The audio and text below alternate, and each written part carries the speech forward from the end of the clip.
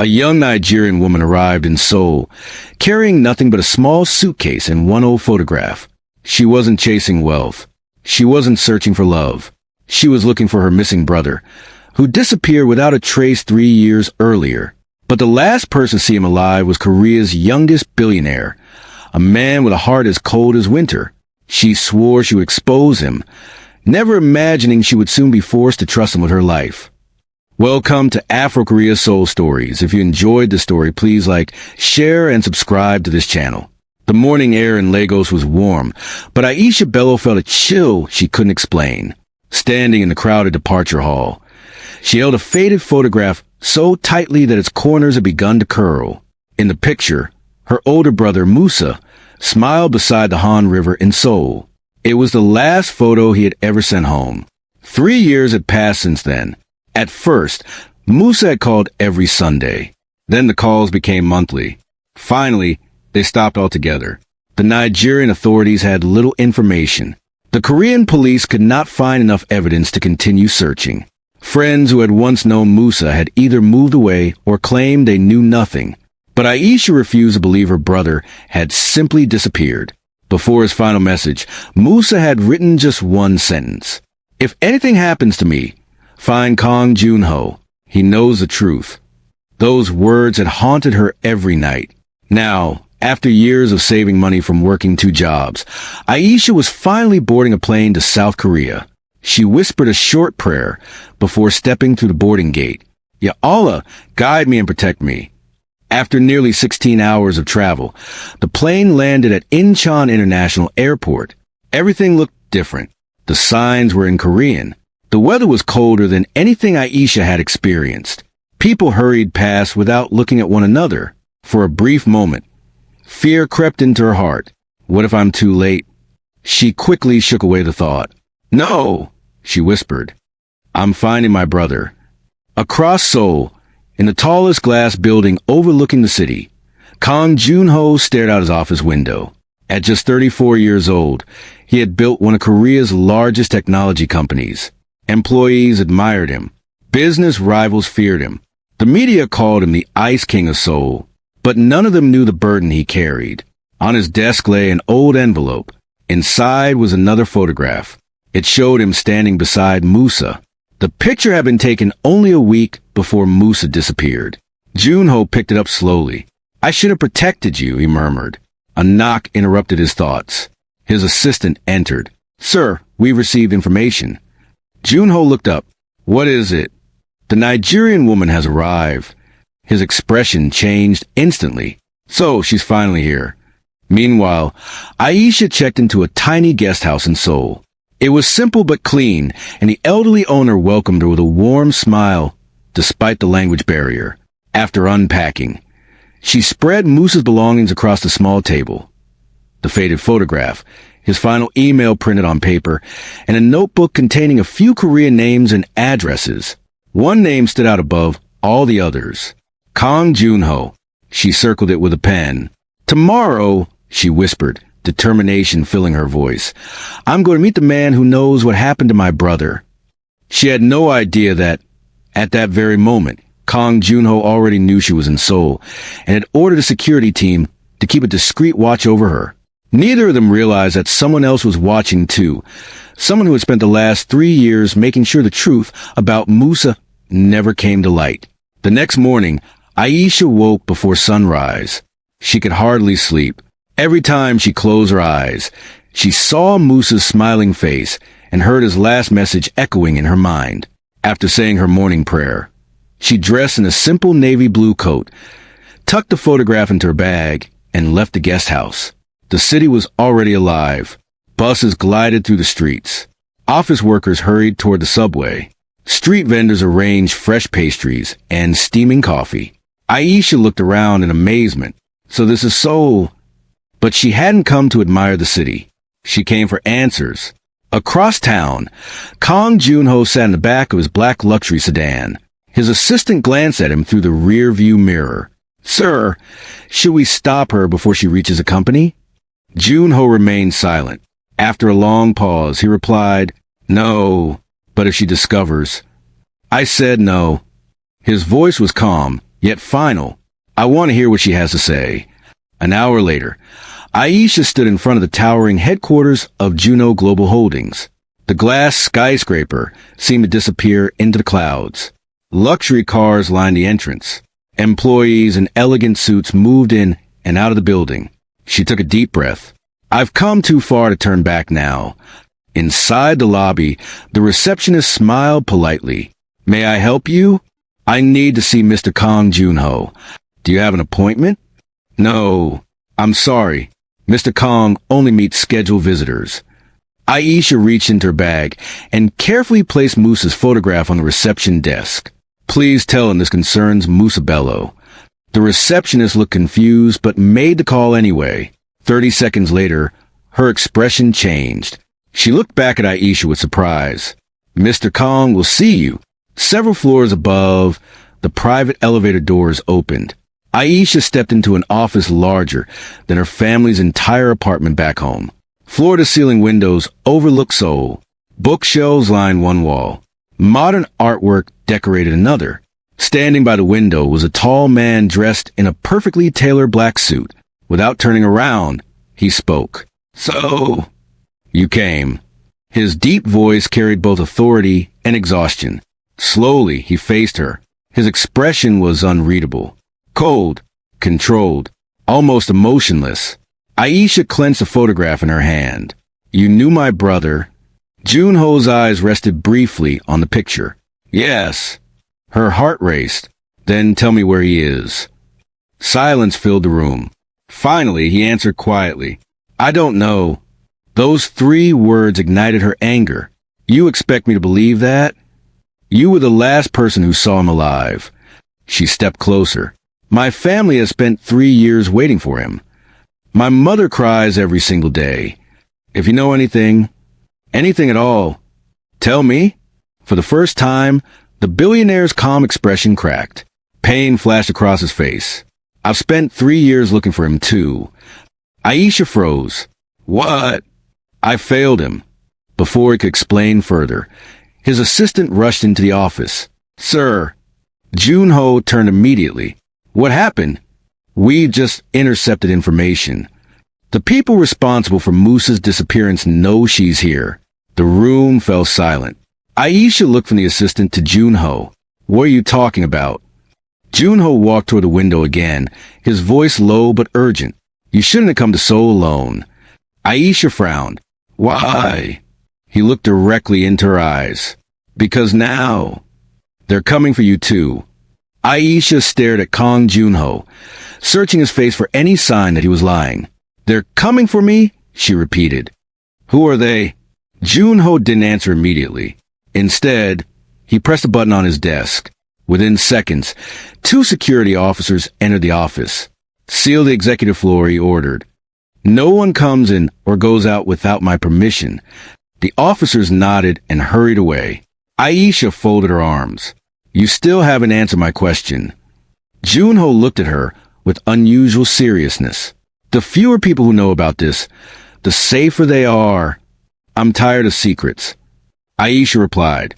My brother disappeared because of secrets. Before Junho could respond, a loud alarm echoed through the building.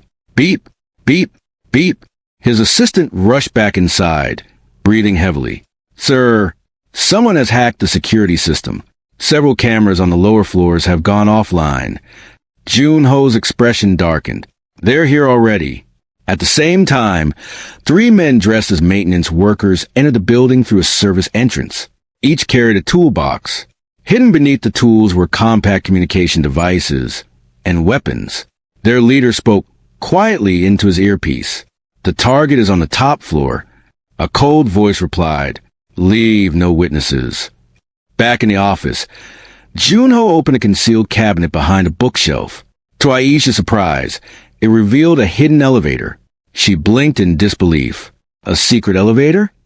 It leads to the underground parking garage, Junho said. Move.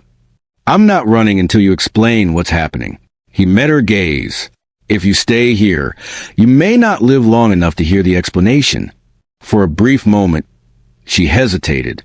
Then she remembered Musa. If her brother had truly uncovered something dangerous, she had already stepped into the same storm. She nodded. Let's go. The hidden elevator descended silently. Neither of them spoke. The tension was heavy. Finally, Aisha broke the silence. Did my brother trust you? Junho stared at the floor. Yes. Then why did he disappear? Junho closed his eyes briefly. Because he trusted the wrong people before he trusted me. The elevator doors opened into a dimly lit underground garage. A sleek black SUV waited with its engine running. One of Junho's trusted drivers jumped out and opened the rear door. We have to leave now, sir. They climbed inside, and the vehicle sped toward the exit. But just as they reached the ramp, crash! A black van slammed into the side of the SUV. The impact threw everyone sideways. The driver struggled to keep control. More vehicles appeared from both directions. We're surrounded, the driver shouted. Junho's eyes narrowed. This wasn't random. He looked at Aisha. They knew exactly where we'd escape. Aisha's heartbeat pounded in her ears. Someone inside your company betrayed you. Junho gave a slow, grim nod. I was afraid of that. As the attackers stepped out of their vehicles and surrounded the SUV, Aisha gripped the photograph of Musa in her hand. She whispered, Brother, whatever happened to you? I'm going to uncover the truth. Outside, one of the masked men raised his hand.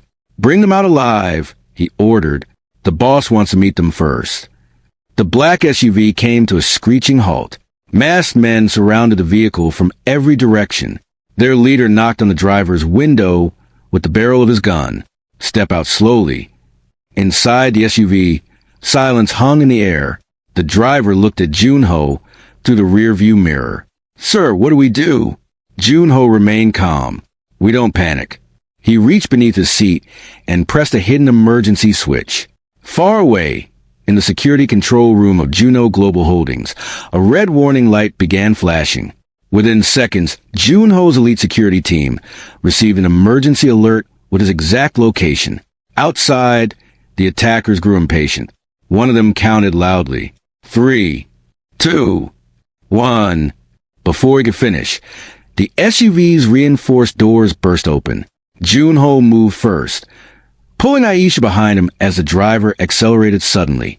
The SUV broke through the narrow gap between two vans. Bang, bang, bang. Gunshots echoed to the underground parking exit. The armored vehicle absorbed several bullets, but one tire was damaged. The SUV swerved wildly before crashing into a concrete barrier. Smoke rose from the hood. We have to run, Junho shouted. He grabbed Aisha's hand, and together they sprinted into a nearby shopping complex. The mall was crowded with shoppers. Children laughed. Music played softly from the stores. No one realized that armed men had just entered behind them. Junho lowered his voice. They'll blend in with the crowd.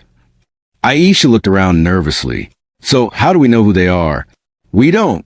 As they hurried to the crowd, Aisha noticed a little girl standing alone, crying near an escalator. She had become separated from her mother. Without thinking, Aisha stopped. I can't leave her. Junho looked behind them. We don't have time.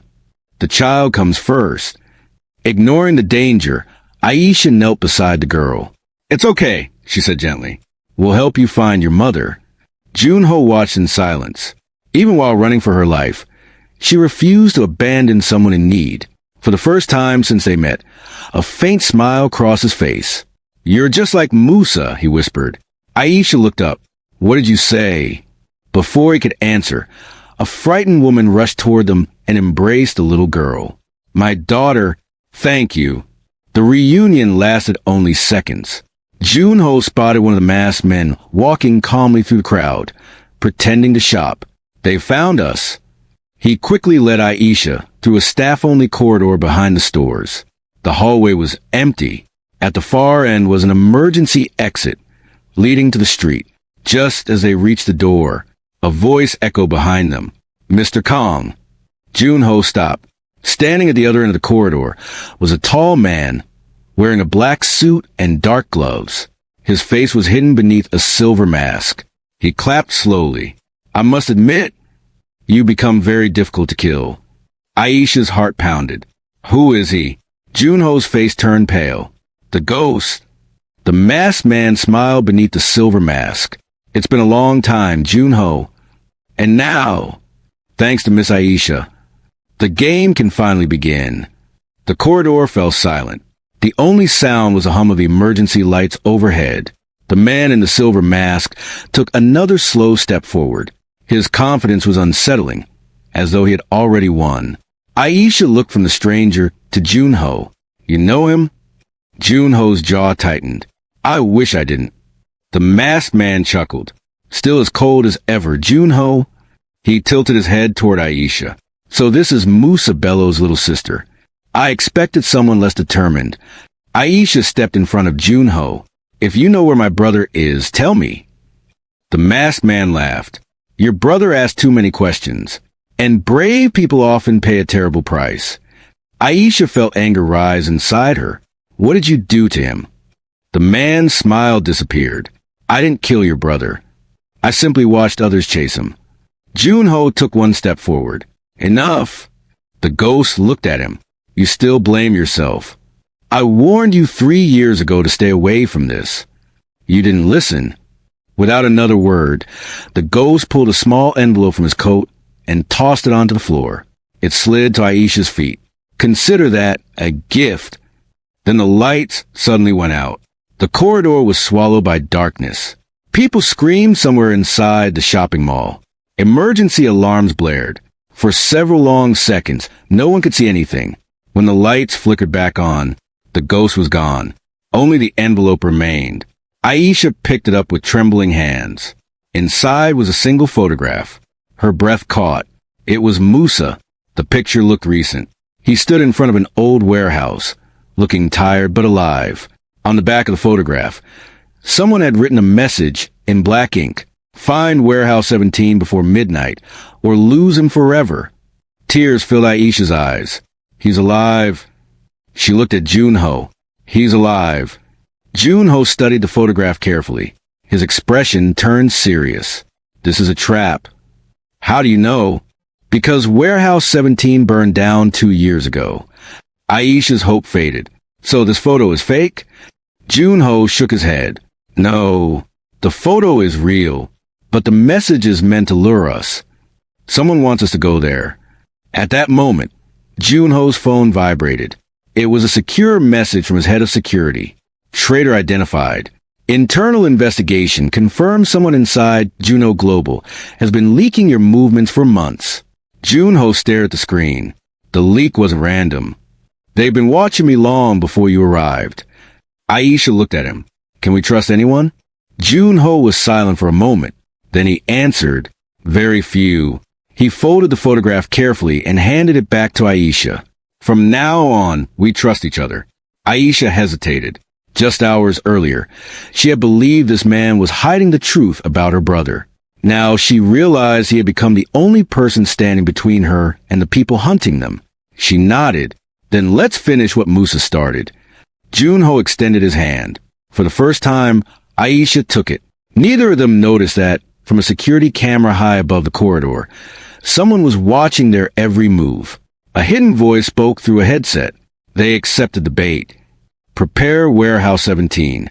The hunt had only just begun. Night settled over Seoul like a dark blanket. Rain began to fall, turning the streets into shimmering rivers of light. Inside Junho's armored SUV, neither he nor Aisha spoke for several minutes.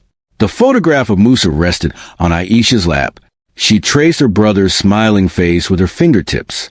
If this is a trap, she whispered, why would they use his picture? Junho kept his eyes on the road. Because they know you would never ignore even the smallest chance of finding him. Aisha sighed. They're using my hope against me. Junho nodded quietly. That's exactly what they're doing. Instead of driving directly to Warehouse 17, Junho stopped at a secure building on the outskirts of the city.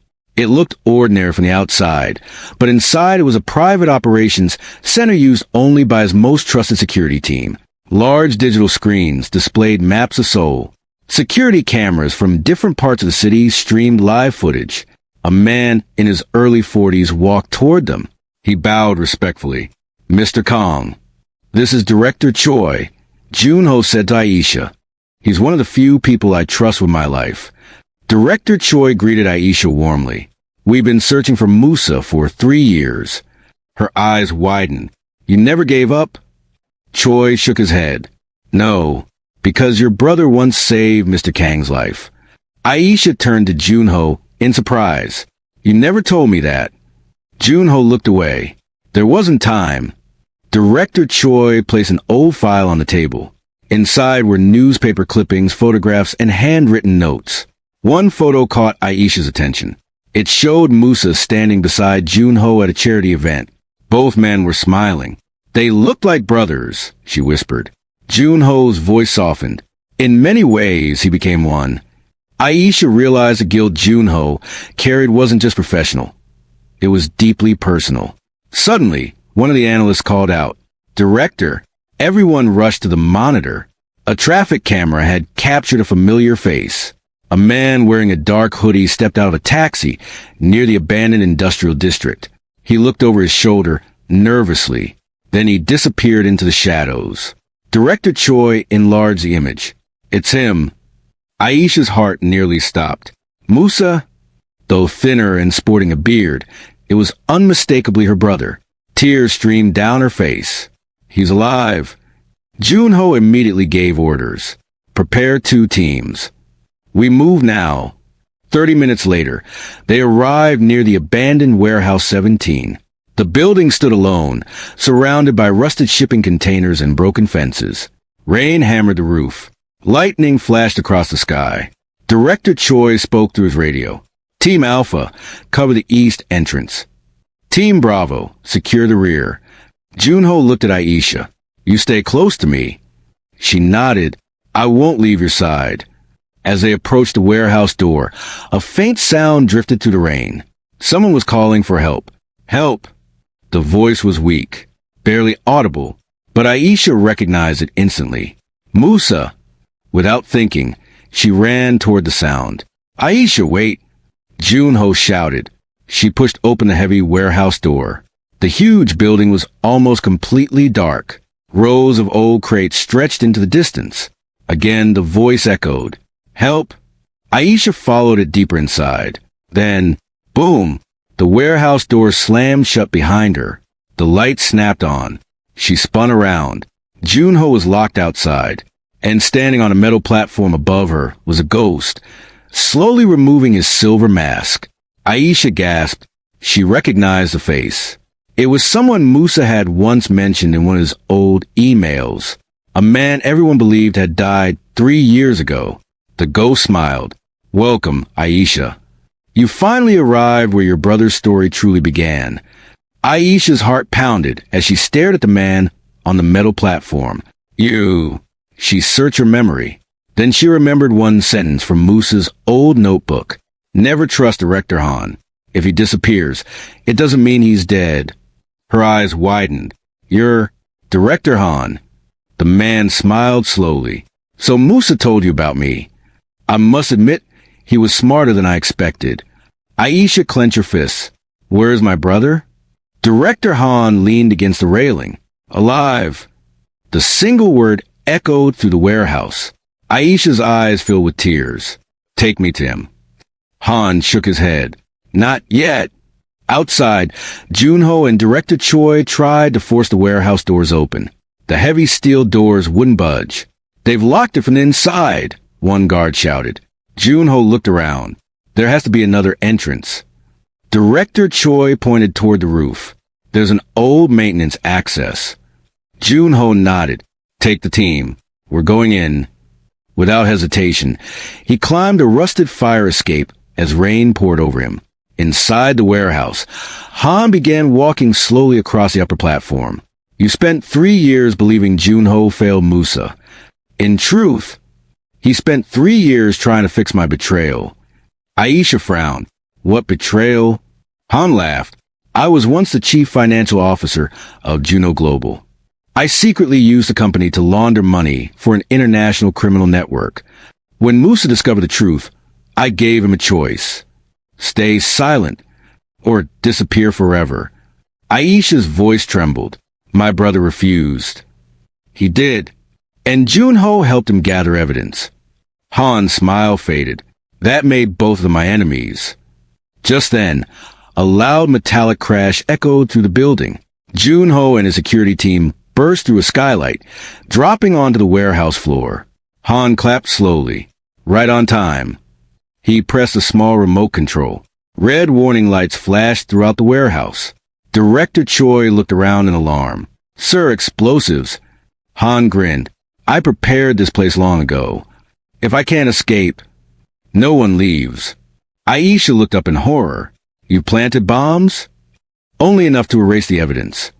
Junho shouted to his team, "Find the control system. Now!" As the guards spread out, Aisha noticed something in the shadows behind a row of shipping containers. A pair of tired eyes looked back at her. A thin man with a beard and torn clothes stepped forward slowly. He could barely stand. "Aisha!" Her breath caught. She whispered one word. "Brother?" Musa Bello had finally been found. He smiled weakly before collapsing to the ground. Aisha ran to him, dropping to her knees and holding him tightly. "I found you," she cried. "I promised I would." Musa opened his eyes with great effort. "You kept your promise." Then, gathering the last of his strength, he looked toward Junho and spoke urgently. "Junho, the evidence. It's not here." Everyone froze.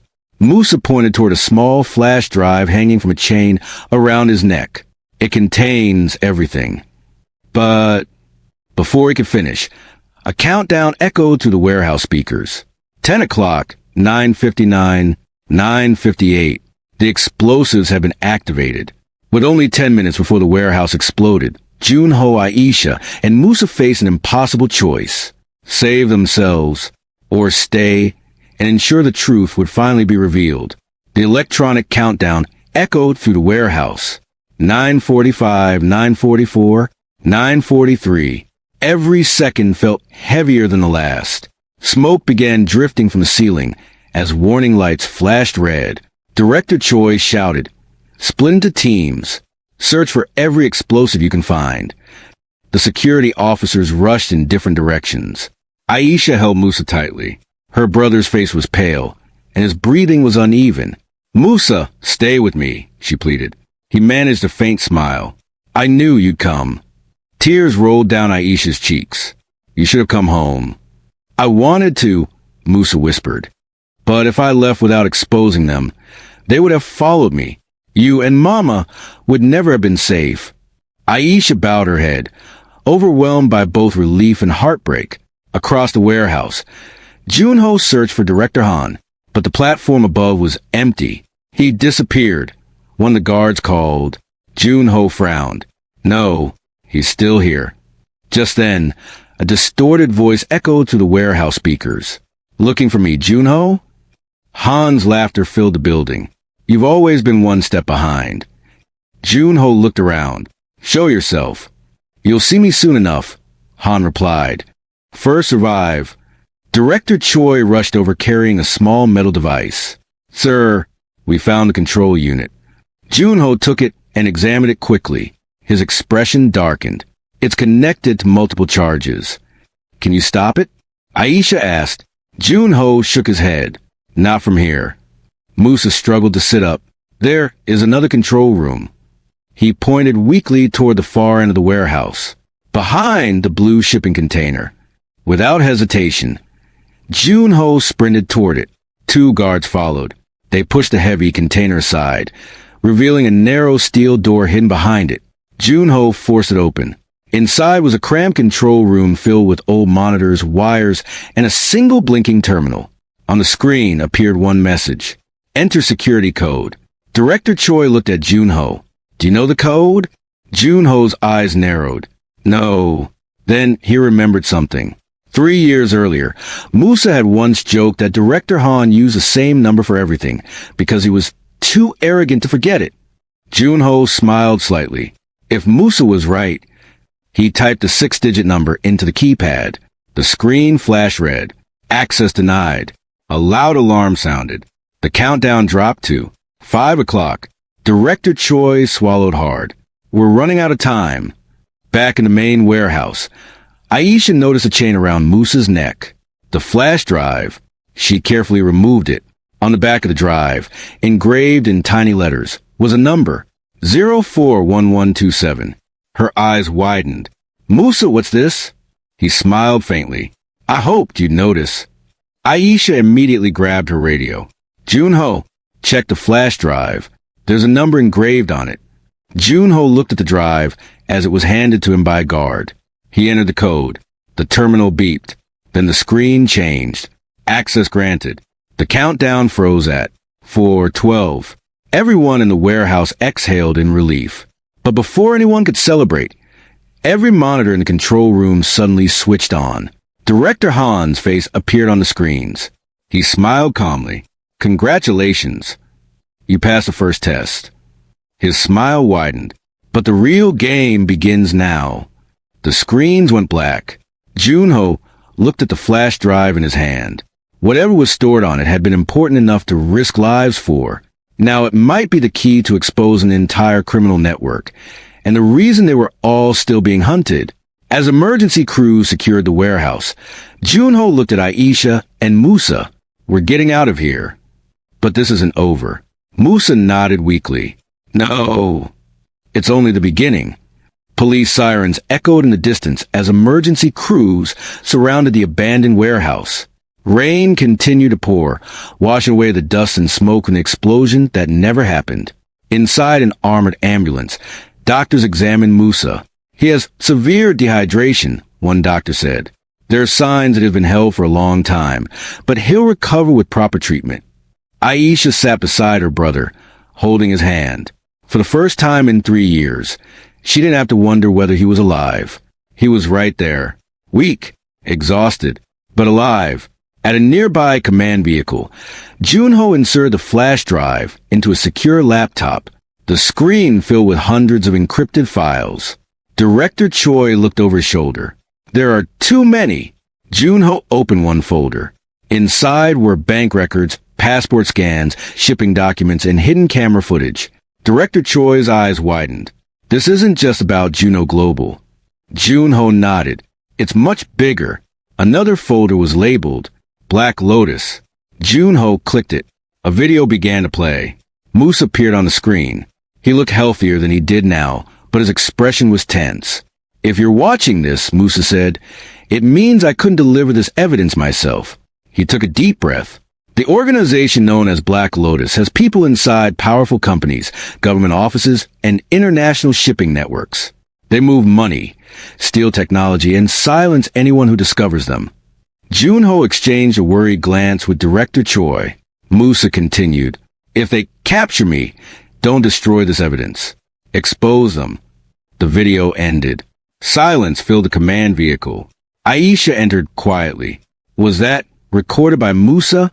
Junho nodded. He knew he might not survive. She lowered her eyes. My brother risked everything. Junho looked at her. And now they'll come after everyone connected to this evidence. Before anyone could speak again, Junho's secure phone rang. Only 3 people had that number. He answered immediately. This is Junho. A calm voice replied. Mr. Kong, we have your mother. Junho's face drained of color. If you release the files, you'll never see her alive again. The call ended. Aisha stared at him. What happened? Junho struggled to speak. They've kidnapped my mother. Director Choi slammed his fist on the table. They're escalating. Junho looked at the laptop, then at Musa and Aisha. The flash drive could expose Black Lotus and bring justice for countless victims. But releasing it now could cost his mother's life. Aisha placed a hand on his shoulder.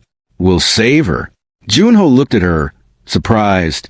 Together, she said firmly. Musa, though still weak, nodded. Black Lotus wants us divided. We won't give them that victory. Outside, the rain finally began to ease. But a far greater storm was only beginning. The rain had stopped. Dawn slowly broke over Seoul, painting the sky with soft shades of orange and gold. Inside the secure operations center, no one had slept. The kidnapping of Junho's mother changed everything. The fight was no longer just about uncovering the truth. Now it was personal. Director Choi placed a city map on the conference table. We trace a phone call. Junho looked up. Did you find them? It lasted only 12 seconds, but we managed to narrow it down to an abandoned district near the old docks. Aisha leaned forward. So they're hiding there? Choi nodded. It's our best lead. Musa, though still recovering, slowly walked into the room. The doctors had insisted he remain in bed, but he refused. I know that place, he said quietly. Everyone turned toward him. I was held there before they moved me to the warehouse. Junho looked at him with concern. You shouldn't be out of bed. Musa smiled faintly. I've spent 3 years running from Black Lotus. I'm done running. Junho opened a locked cabinet and removed a small black box. Inside were several old photographs. One showed him and his mother at his university graduation. Another showed Musa laughing beside them at a charity event. Aisha picked up the picture. My brother never told me he knew your mother. Junho smiled sadly. She treated him like a son. Musa lowered his head. She always told me that courage means protecting others, even when you're afraid. Aisha understood then why Junho was risking everything to save her. This wasn't just about business. They had become family long before tragedy separated them.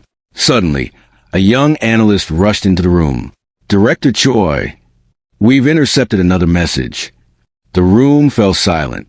The analyst connected a laptop to the large screen. A video appeared. Junho's mother sat in a chair. She looked tired but calm. Behind her stood 2 masked guards. Then Director Han stepped into view. He smiled at the camera. Junho, you've done well. You found Musa. You recovered the evidence. But now, you must make a choice. He held up a small remote control. You have 24 hours. Bring me the flash drive. Come alone. If you involve the police, your mother dies. The screen went black. A heavy silence filled the room. Director Choi spoke first. It's obviously a trap. Junho nodded. I know. Aisha looked at him. You're not going alone. No. I started this fight years ago. Junho replied. But we're finishing it together. Musa stepped beside his sister. We owe that to everyone Black Lotus has hurt. Junho looked at both of them. For the first time in years, he felt something stronger than guilt. Hope. He extended his hand. Aisha placed hers on top. Musa added his. Director Choi smiled and joined them. No more running, he said. No more secrets. We end this together, far away. Inside a hidden warehouse near the docks, Director Han watched the security cameras. He smiled as he whispered to himself. They're coming. And this time, only one side will walk away. 24 hours. That was all the time Director Han had given them. Inside the operations center, everyone understood one thing. If they handed over the flash drive, Black Lotus would destroy the evidence and disappear. If they refused, Junho's mother could be killed. Neither option was acceptable. There has to be another way, Aisha said. Junho stared at the map of the old docks. There is. Director Choi looked at him. What are you thinking? Junho pointed to a cluster of abandoned warehouses. The docks have underground service tunnels. They were built decades ago for transporting cargo. If Han is using Warehouse 32 as his base, those tunnels could let us enter without being seen. Director Choi nodded. I'll pull up the old construction plans. Within minutes, faded blueprints appeared on the screen. There was a narrow tunnel leading beneath Warehouse 32. It still exists, Choi said, but it's unstable. Junho smiled faintly. So are we. Meanwhile, inside the abandoned warehouse at the docks, Director Han stood before Junho's mother. Despite being tied to a chair, she looked calm. Han admired her composure. Your son has inherited your courage. She looked directly at him. Courage is something you'll never understand. Han laughed. You still think he'll save you? I know he will. Her unwavering confidence irritated him. He turned to one of his guards. Increase security. No mistakes. Back at the operations center, Musa slowly stood up. I want to go. Aisha immediately objected. No, you're still weak. I know Han better than anyone, Musa replied. He expects Junho. He expects you. But he doesn't expect me. Junho thought for a moment. Musa's right. Aisha looked at her brother with worried eyes. I just got you back. I can't lose you again. Musa gently held her hands. You won't. I promise Mama I'd protect you. Now let me keep that promise. Tears filled Aisha's eyes, but she nodded. That night, under the cover of darkness, for figures approached the old dockyards. Junho, Aisha, Musa, Director Choi. The wind howled through the empty shipping containers. The sea crashed against the concrete pier. Director Choi located the entrance to the forgotten tunnel beneath a rusted metal hatch. He pulled it open. A damp staircase disappeared into darkness. Junho switched on a flashlight. This is it. One by one, they descended. The tunnel smelled of salt water and rust. Water dripped from cracked pipes overhead. Every footstep echoed through the darkness. After several minutes, they reached a steel ladder leading upward. Director Choi whispered, "We're directly beneath Warehouse 32. Junho looked at everyone. From this point, there's no turning back. Aisha tightened her grip on the small flashlight. I'm ready. Musa nodded. For everyone Black Lotus has hurt. Junho slowly pushed open a hatch. The four of them climbed into the warehouse, only to find it completely empty. Not a single guard, not a single hostage, only a large projector facing a blank wall. Suddenly, it switched on by itself. Director Han appeared on the screen, smiling. Welcome. If you're watching this, you're exactly where I wanted you. Before anyone could react. Boom! The entrance behind them exploded, sealing the tunnel shut. Dust and debris filled the air. The warehouse doors slammed closed automatically. They were trapped, and somewhere in the darkness, slow footsteps began echoing toward them. Dust filled the air. The explosion had sealed the tunnel behind them with tons of concrete and twisted steel. Aisha coughed as she waved the dust away from her face. We're trapped. Junho remained calm, though his eyes quickly scanned every corner of the warehouse. No, there's always another way out. The slow footsteps continued. Tap, tap, tap. Everyone turned toward the sound. A single elderly man emerged from the darkness, wearing worn work clothes and carrying an old lantern. He looked frightened rather than dangerous. Director Choi immediately stepped in front of the group. Who are you? The old man slowly raised both hands. My name is Park Sung-soo. I've worked at these docks for over 40 years. I was forced to help Black Lotus. Junho studied him carefully. Why should we trust you? Tears formed in the old man's eyes. Because they took my grandson. I've been waiting years for someone brave enough to fight them. Park pointed toward the back wall. There's a hidden elevator behind those shipping crates. It doesn't appear on any blueprint. The real headquarters is underground. Musa nodded slowly. He's telling the truth. I remember hearing machines beneath the floor when I was held captive. Together, they pushed the heavy crates aside. Hidden behind them was a thick steel elevator door. Its keypad required a fingerprint. Director Choi sighed. We can't get in. Park reached into his pocket and produced a small security card.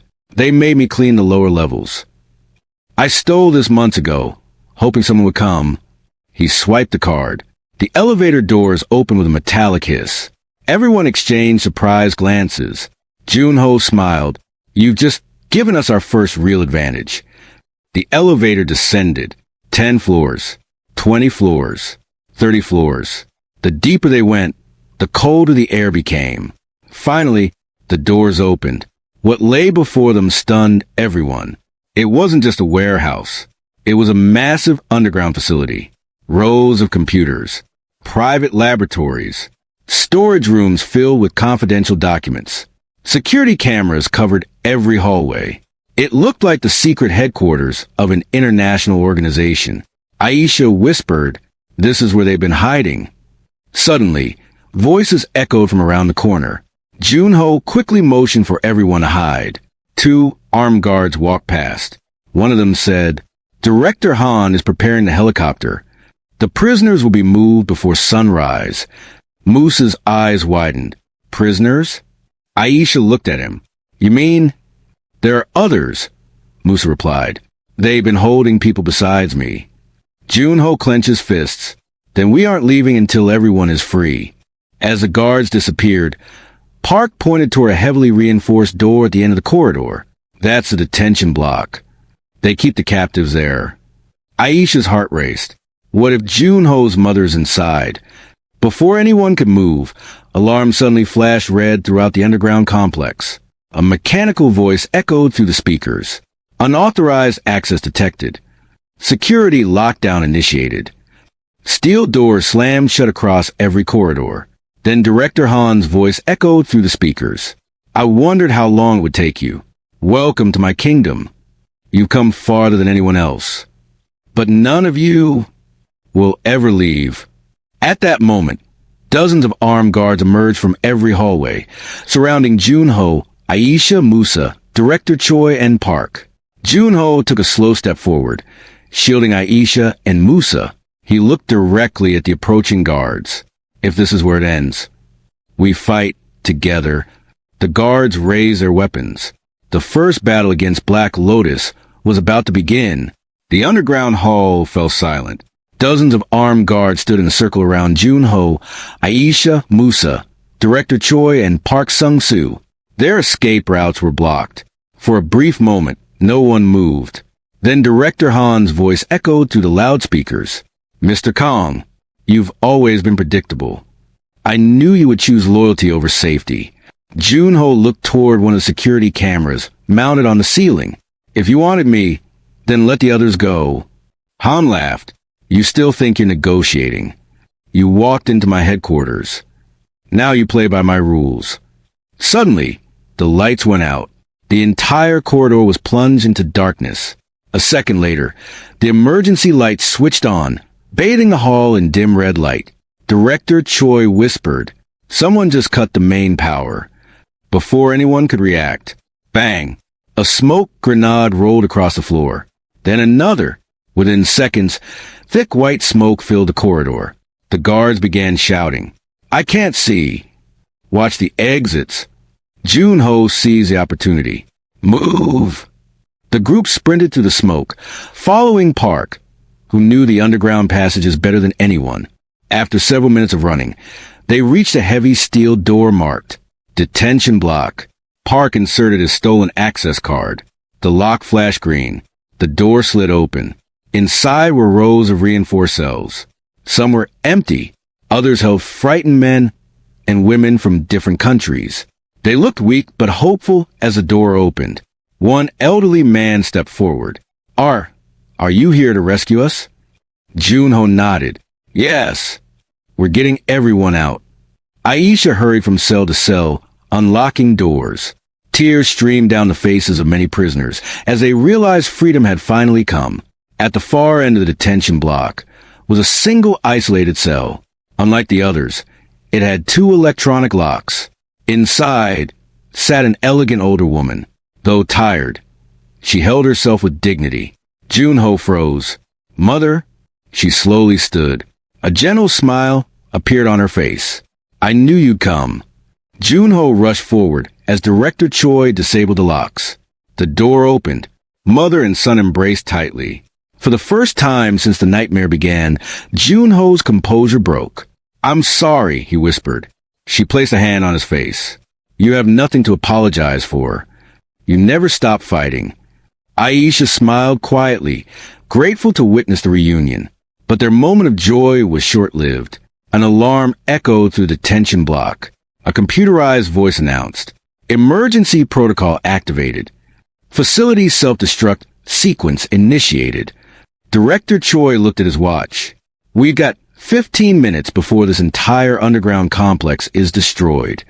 Musa's expression turned serious. Han is trying to erase every trace of Black Lotus. Junho turned to the rescued prisoners. "We leave together. No one gets left behind." As they began guiding the prisoners toward the exit, Park suddenly stopped. His face turned pale. "There is one more prisoner." Everyone looked at him. "Who?" Park swallowed hard. "The founder of Black Lotus." Aisha frowned. "I thought Director Han was the leader." Park shook his head. "No, Han only serves him. Silence fell over the group. If the true leader of Black Lotus was still alive and imprisoned somewhere inside the collapsing underground fortress, then everything they thought they knew was about to change. The countdown echoed through the underground complex. 1432, 1431, 1430. Red emergency lights flashed across the walls. Smoke began to drift from a ventilation system. The rescued prisoners hurried toward the escape route under protection of Director Choi's security team. But Junho stopped. He looked at Park. What do you mean? The founder is still here. Park took a deep breath. For years, everyone believed Director Han was the leader of Black Lotus. But Han always answered to one man. Only a handful of people ever saw his face. Aisha asked quietly, why would Han keep him alive? Park replied, because the founder controls accounts worth billions of dollars. He alone knows where Black Lotus hid its fortune. Musa stepped forward. I heard guards talking about him. They called him the chairman. Junho frowned. Where is he being held? Park pointed toward a thick steel corridor at the far end of the facility, behind the final security door. But no one enters without Han's authorization. Junho looked at Aisha. If we leave now, we save everyone here. But if we find a chairman, we might end Black Lotus forever. Aisha didn't hesitate. We've come this far. We finish it. Musa nodded. My suffering shouldn't be repeated by anyone else. Director Choi gave a determined smile. I'll escort the rescued prisoners to safety and come back for you. Junho shook his hand. Be careful. You too. The four of them, Junho, Aisha, Musa, and Park, ran toward the final corridor. The timer continued ticking. 11:48. They reached a massive steel door protected by a fingerprint scanner and retinal camera. Park sighed. We can't open it. Before anyone could think of another plan, Musa noticed a maintenance panel beside the wall. He knelt and removed its cover. Inside was a bundle of wires. He smiled faintly. I remember fixing electronics before I came to Korea. Aisha looked surprised. You never told me that. There wasn't much time for stories. Using a small screwdriver from Park's toolkit, Musa carefully reconnected several wires. The scanner flickered. The heavy steel door unlocked with a deep metallic rumble. Junho smiled. You just saved us. Inside the chamber was a single prison cell. An elderly man with silver hair sat quietly on a chair, reading a book as if nothing unusual was happening. He slowly looked up. So, you finally arrived. Aisha blinked in surprise. You knew we were coming? The old man closed his book. I've been waiting for someone brave enough to end this. Junho stared at him. Are you the chairman? The old man nodded. I founded Black Lotus many years ago, but Han betrayed me. He imprisoned me here after stealing control of the organization. Musa clenched his fists. So everything that happened was because of his greed. The old man lowered his head. And because I created something that should never have existed. Before anyone could ask another question, a loud explosion shook the entire chamber. The ceiling cracked. Concrete rained down around them. The countdown reached 8 o'clock. Then Director Han's voice thundered through hidden speakers one last time. You found the chairman. Excellent. Now die with him. The lights went out completely. In the darkness, the sound of rushing water echoed through the tunnels. Park's face turned white. He flooded the escape tunnels. We're running out of time. Cold water rushed through the underground tunnels. Within seconds, it covered their ankles, then their knees. The emergency lights flickered weakly as the countdown continued. 7:42, 7:41. Aisha looked around in alarm. The tunnels are flooding. Park nodded. Han opened the sea gates. If we don't leave now, the water will trap us before the explosion does. Junho walked to the chairman's cell. Can you stand? The elderly man smiled faintly. My legs are weak, but I can still walk. Without another word, Junho helped him to his feet. We're getting everyone out. Far above them, on the roof of the underground facility, a helicopter's engines roared to life. Director Han climbed aboard with 2 armed bodyguards. One guard looked nervous. Sir, what did they escape? Han looked down at the collapsing complex below. They won't. And if they somehow survive, I'll finish them myself. The helicopter lifted into the stormy night. Back underground, the water rose to their waists. Musa leaned against Aisha, still too weak to move quickly. I'm slowing everyone down, he said. Aisha shook her head firmly. You carry hope for 3 years. Now we'll carry you. Junho and Park supported Musa as they pushed forward to the rushing water. Suddenly, the chairman stopped. There, he pointed toward a rusted emergency ladder hidden behind a broken pipe. When I built this facility, I insisted on a final escape route. Han never discovered it. Park stared in disbelief. I've worked here for years. I never knew that ladder existed. The chairman smiled sadly. Some secrets are meant to save lives. They climbed the narrow ladder one by one. The shaft was dark and slippery. The sound of rushing water echoed below. Halfway up, the structure shook violently. Pieces of concrete crashed into the flooded tunnel beneath them. Aisha looked down. The ladder was beginning to tear away from the wall. Move! Junho shouted. Everyone climbed faster. Finally, they reached a heavy metal hatch. Junho pushed with all his strength. At first, it refused to move. Then, crack! Fresh air rushed inside. The hatch burst open. One by one, they climbed onto an abandoned pier overlooking the sea. Just as Musa emerged, a deafening explosion erupted beneath them. The ground trembled. A massive column of fire and smoke shot into the night sky. The underground headquarters of Black Lotus disappeared beneath collapsing concrete and seawater. Aisha fell to her knees, breathing heavily. It's over. The chairman looked at the burning ruins. No. He shook his head slowly. It's only one chapter. Junho frowned. What do you mean? The chairman's face became grave. Black Lotus wasn't built in Korea alone. There are cells in other countries. Han controls only one branch. Aisha exchanged a worried glance with Musa. So even if Han escapes, there are others. Before anyone could respond, the distant sound of helicopter blades echoed across the harbor. Junho looked up. A black helicopter circled above them. Its side door slid open. Director Han leaned out, looking down with a cold smile. He raised a loudspeaker. You survived. I'm impressed. But next time, there will be no escape.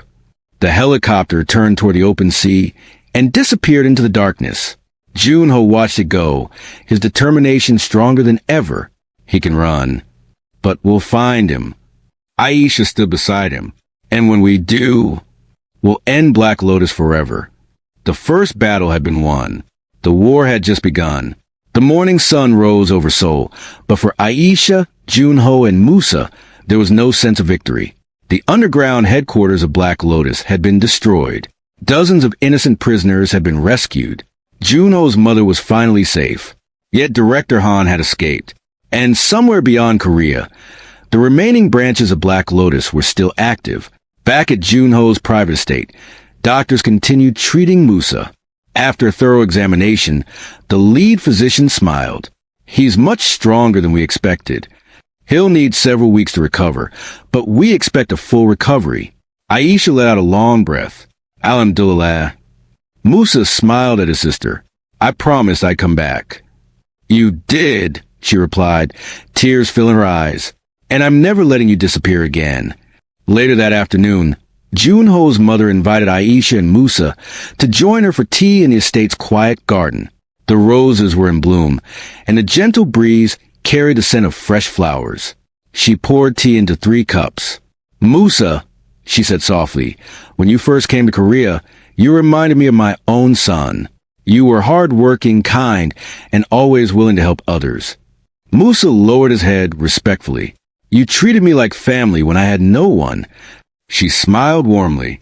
Then let that continue. As long as you're in Korea, this home is your home. Aisha's eyes filled with gratitude. Thank you. From a distance, Junho watched the conversation. Director Choi walked up beside him.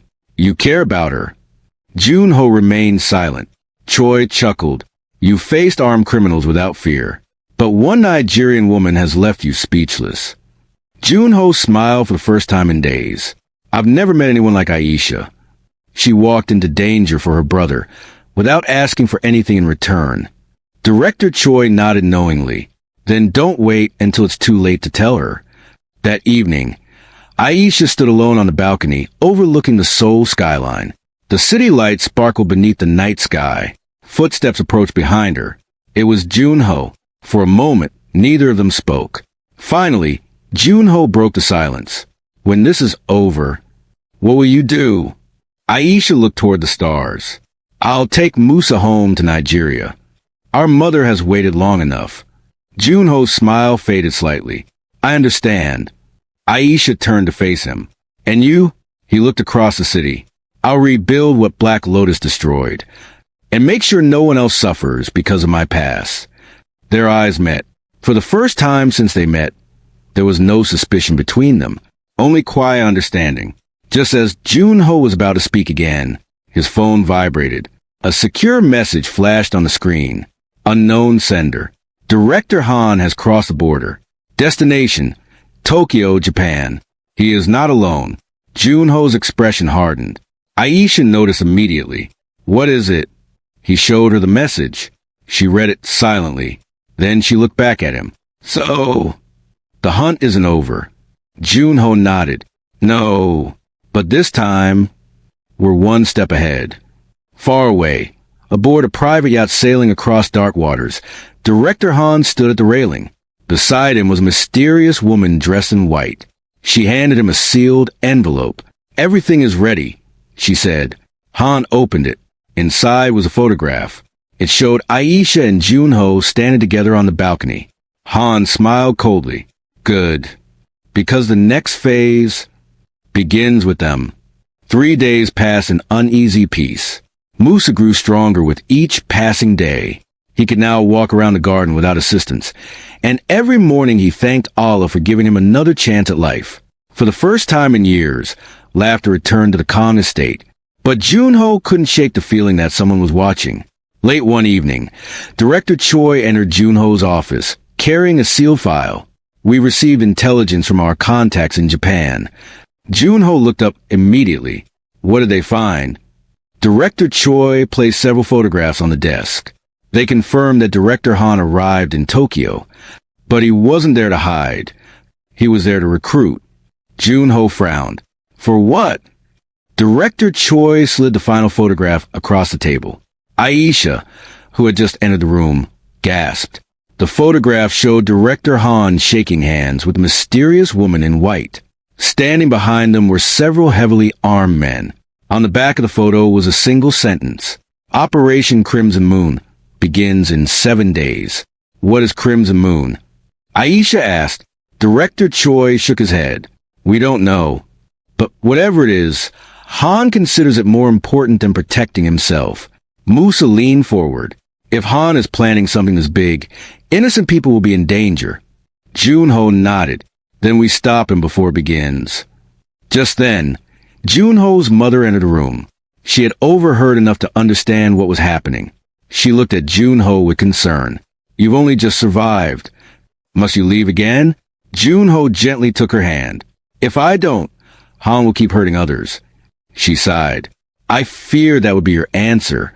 Then she turned to Aisha. Please bring my son home safely. Aisha met her eyes and nodded. I promise. The next morning, preparations began. Director Choi arranged travel documents under assumed identities. A private jet was prepared. Musa insisted on joining the mission. A few weeks ago, I was a prisoner, he said. I'm not hiding anymore. After long discussion, Junho agreed, but only on one condition. You stay with the team at all times. Musa smiled. You have my word. As the sun set over Seoul, the four of them stood beside the waiting aircraft. Junho looked back at the city. This began here. Aisha stood beside him. And we'll make sure it ends. The aircraft engine started. None of them noticed a maintenance worker watching from a nearby hangar. He quietly lifted a phone to his ear. They've taken the bait, he whispered. They're on their way to Tokyo. A cold voice answered from the other end. Excellent. Tell Director Han to prepare the welcome. The The call ended. High above the runway, the jet disappeared into the night sky, carrying them toward a new country, a new mission, an even more dangerous enemy. The private jet landed just before sunrise. As Aisha looked through the window, Tokyo stretched endlessly beneath the morning light, a city of towering skyscrapers, glowing billboards, quiet temples, and crowded streets. But they had not come as tourists. They had come to stop Black Lotus. At a private terminal, a middle-aged Japanese officer greeted them. "My name is Inspector Kenji Sato," he said, shaking Junho's hand. "I've been investigating Black Lotus for nearly 5 years." Junho nodded respectfully. "Then we're fighting the same enemy." Inspector Sato led them into an unmarked SUV. As they drove through the city, he briefed them. "Director Han has been meeting with criminal financiers from several countries. We believe Operation Crimson Moon is scheduled to begin in less than a week." Aisha asked, "Do you know what the operation is?" Sato sighed. "Not yet. But every time Han gathers this many people, innocent lives are at risk." Meanwhile, in a luxury penthouse overlooking Tokyo Bay, Director Han stood before the mysterious woman in white. She calmly poured tea into 2 cups. "Your Korean guests have arrived," she said. Han smiled. "I expected nothing less." She placed a folder on the table. Inside were detailed files on Junho, Aisha, Musa, Director Choi, and Inspector Sato. Every move they make is being monitored. Han looked at Aisha's photograph for a long moment. "She's becoming more dangerous than I anticipated." The woman smiled faintly. "Would you like me to eliminate her?" Han closed the folder. "No, I have a different plan." Back at the safe house, Inspector Sato spread several maps across a large table. One location was circled in red. "Tomorrow night," he said, "leaders connected to Black Lotus will gather here. It appears to be an exclusive charity gala." Musa frowned. "A charity gala?" Sato nodded. "It's the perfect disguise. The world's most dangerous people often hide behind respectable faces." Junho studied the map carefully. "Then we'll attend." Aisha looked at him. "How?" Inspector Sato smiled. "I've already arranged invitations." He opened a case containing elegant evening clothes and formal invitations. "Tomorrow night, you'll walk to the front door, and pray they don't recognize you before you uncover the truth." That evening, Aisha stood by the window of the safe house, looking out at Tokyo's lights. Junho walked over quietly. "Are you nervous?" She smiled. "A little." He nodded. "So am I?" She looked at him in surprise.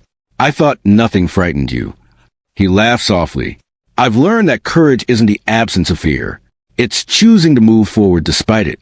For a moment, they simply stood together in silence.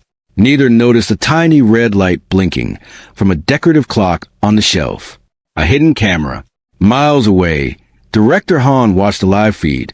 He smiled coldly. "Tomorrow night, they'll walk into my trap willingly." He picked up his phone and gave a final order. "Make sure the ballroom doors lock the moment they enter." The following evening, Tokyo's most luxurious hotel glittered beneath thousands of lights. Luxury cars arrived one after another. Business leaders, diplomats, celebrities, and wealthy investors walked across the red carpet, smiling for photographers. No one suspected that some of the guests were members of Black Lotus. Inside the safe house, Aisha stood before a mirror. She wore a simple but elegant emerald green evening gown. Junho entered wearing a perfectly tailored black tuxedo. For a moment, he stopped walking. He couldn't speak. Aisha smiled shyly. "Is something wrong?" Junho shook his head. "No, you look beautiful." A faint blush crossed Aisha's face. "Thank you." Before either of them could say anything else, Musa appeared in the doorway with a grin. "If you two are finished admiring each other," he joked, "we have a mission." Everyone laughed softly. For the first time in weeks, the tension eased. At the hotel entrance, Inspector Sato handed each of them a tiny communication earpiece. "Remember," he said quietly, "our goal is to identify the leaders of Black Lotus. If anything goes wrong, don't act alone." Junho nodded. "Understood." The 4 of them stepped into the grand ballroom. Crystal chandeliers sparkled overhead. A live orchestra played softly. Waiters moved gracefully through the crowd. Everything looked Peaceful. Too peaceful. Across the room, the mysterious woman in white watched them from a balcony. She smiled. They're here. Director Han stepped beside her. Excellent. Begin phase 1. She pressed a small button hidden beneath the balcony railing. A few minutes later, Aisha noticed something unusual. Many of the guests were wearing identical black lotus-shaped lapel pins. She quietly whispered into her microphone, "Junho, I think we found them." Junho glanced around without drawing attention. At least 20 guests wore the same pin. "This isn't just a meeting," he whispered. "It's the entire leadership council." Inspector Sato's voice came through the earpiece. "Stay calm. We're recording everyone." As Junho reached for his jacket pocket to activate the hidden camera, the ballroom lights suddenly dimmed. A spotlight illuminated the main stage. Director Han walked onto the stage to polite applause. The audience believed he was simply another wealthy philanthropist. Han smiled warmly. "Ladies and gentlemen, thank you for joining us this evening." He paused and slowly scanned the room. His eyes stopped on Junho, then on Aisha. A cold smile spread across his face. "I'd like to extend a very special welcome to our honored guests from Seoul." The entire ballroom fell silent. Hundreds of eyes turned toward Junho, Aisha, Musa, and Inspector Sato. Their cover had been blown. At that exact moment, the massive ballroom doors slammed shut with a loud metallic crash. The locks clicked into place. Director Han raised a glass. "Now that everyone is here, shall we begin the real meeting?" The sound of the doors locking echoed through the grand ballroom. Every conversation stopped. The orchestra fell silent. Even the waiters froze where they stood. Aisha slowly looked around. Dozens of security guards, dressed like hotel staff, quietly surrounded the exits. This had all been planned. Director Han stood on the stage with a calm smile. He raised his glass. "Ladies and gentlemen, please don't be alarmed. Our guests from Seoul have been chasing shadows for months." He looked directly at Junho. "And tonight, the chase ends." Some of the wealthy guests exchanged confused glances. Others smiled knowingly. It became clear that not everyone in the ballroom belonged to Black Lotus. Many were innocent donors attending the charity gala. Han was using them as human shields. Junho whispered into his earpiece, "Nobody makes a move. If we start a fight here, innocent people could get hurt." Inspector Sato answered quietly, "My officers are already outside. They're waiting for my signal." Han continued speaking. "Mr. Kong, you've destroyed one of my headquarters. You rescued prisoners. You even found the chairman." He laughed softly. "And yet, you still don't understand the true purpose of Black Lotus." He snapped his fingers. The large screen behind the stage lit up. Instead of financial records or company logos, a world map appeared. Red dots glowed across several countries: South Korea, Japan, Singapore, Nigeria, the United Arab Emirates, Germany, Canada, Brazil. Aisha stared at the map. "There are so many." Han smiled. "Black Lotus is no longer an organization. It is a network. You cannot destroy an idea with bullets." Suddenly, Musa noticed something unusual. Near the stage, one of the hotel employees subtly dropped a folded napkin. He looked around to make sure no one was watching. Then he disappeared into the kitchen. Musa quietly picked up the napkin. Inside was a handwritten message. "The hotel security chief is on your side. The control room is on level 2. Unlock the exits first." Musa discreetly passed the note to Junho. Junho read it and gave the slightest nod. There was still hope. Han stepped down from the stage and slowly walked toward them. The ballroom remained completely silent. He stopped only a few steps away. "You've been brave. I'll give you that." Then he looked at Aisha. "You should have stayed in Nigeria." She met his gaze without fear. "And you should have answered for your crimes long ago." A few guests gasped. Han chuckled, still fearless. "I admire that." Before he could continue, the hotel's fire alarm suddenly blared. Wee-oo, wee-oo, wee-oo. Sprinklers activated across the ballroom. Guests screamed and rushed in every direction. The carefully controlled atmosphere dissolved into chaos. Junho looked at Aisha. This is our chance. Inspector Sato's voice came through the earpiece. The control room. Go now. I'll keep Han's guards occupied. As security scrambled to manage the panicked crowd, Junho, Aisha, Musa, and Director Choi slipped through a side service door toward the stairwell. Behind them, Director Han watched calmly. He made no attempt to stop them. Instead, he smiled. They're heading exactly where I wanted. Far above them, on level 2, a lone figure waited inside the security control room. His hand rested on a red switch labeled Hotel Lockdown, Final Protocol. He whispered, "Come on, Junho." Open the door. The service stairwell echoed with the sound of rushing footsteps. Junho led the way, followed closely by Aisha, Musa, and Director Choi. Behind them, the ballroom was in chaos. Guests shouted. Fire alarms screamed. Security guards pushed through the panicked crowd. But Junho knew something was wrong. Director Han was too calm. He wants us to reach the control room, Junho said quietly. Aisha looked at him. Then why are we going? Because if we don't unlock the exits, hundreds of innocent people could be trapped. They reached level 2. The corridor was empty. Too empty. Rows of security monitors lined the walls outside the control room, displaying every corner of the hotel. Musa whispered, "This feels like another trap." Junho nodded. "It probably is." As they approached the reinforced door, it slowly slid open on its own. Inside stood a man in a hotel security uniform. He raised both hands. "Don't shoot. I'm Chief Security Officer Takeda. I'm the one who sent the note." Inspector Sato had mentioned that someone inside the hotel might be helping them. Junho lowered his guard slightly. "Can you unlock the exits?" Takeda nodded. "Yes. But once I do, Han will know immediately." "Then do it," Aisha said. "No innocent person deserves to die because of him." Takeda hurried to the control console and began typing rapidly. One by one, the locked exit indicators turned green. The ballroom doors clicked open. Emergency exits across the hotel unlocked. Outside, police officers immediately began evacuating guests to safety. Just as everyone breathed a sigh of relief, every monitor in the room suddenly switched to the same image. Director Han. He smiled into the camera. "Well done. You've just completed Phase 2. Junho's expression darkened. "What have you done?" Han chuckled. "While you were busy saving strangers, my team entered your safe house." Aisha's heart skipped. "The safe house." Han pressed a button. The screen changed to a live video. Junho's mother sat calmly in the living room. Several armed men surrounded her.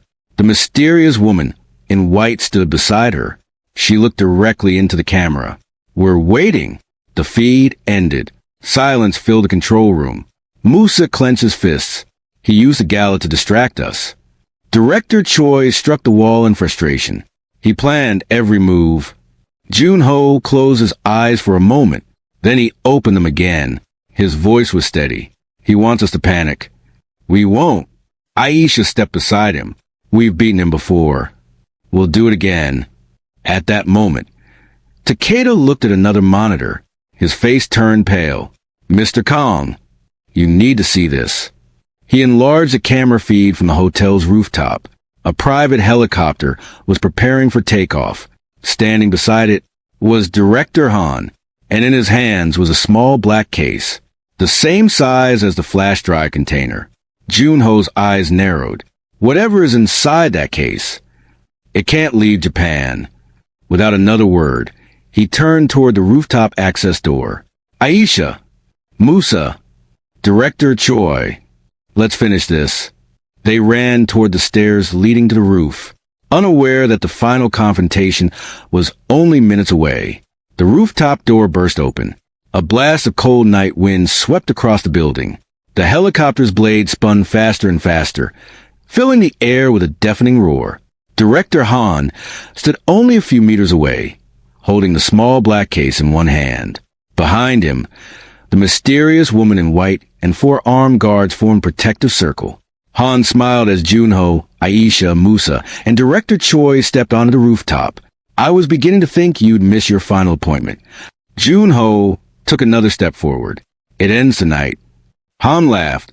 You've said that before. And yet here we are. Aisha's eyes never left the black case. What's inside it? Han lifted it slightly. The future. He paused. Every remaining Black Lotus account. The names of our financiers. The identities of powerful people who helped us. Musa frowned. If that's true, why not destroy it? Han smiled. Because information is power.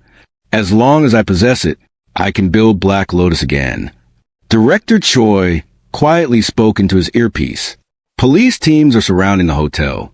Han overheard him and chuckled. They're too late. He gestured toward the helicopter. In 60 seconds, I'm gone. Without warning, one of Han's guards fired a shot into the air. The rooftop erupted into chaos. Police officers began climbing onto the roof from the emergency stairwell. Han's guards opened fire toward the far side of the roof to slow them down. Jun-ho seized a moment. He charged straight toward Han. Han stepped back, trying to board the helicopter. The black case slipped from his hand and skidded across the wet rooftop. Aisha saw it sliding toward the roof's edge. She sprinted after it. The case stopped just inches from the drop. She grabbed the handle at the last possible second. Meanwhile, Jun-ho and Han struggled near the helicopter.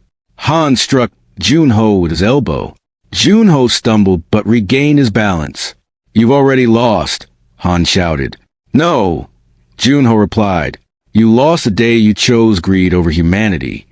The mysterious woman in white tried to help Han, but Director Choi intercepted her.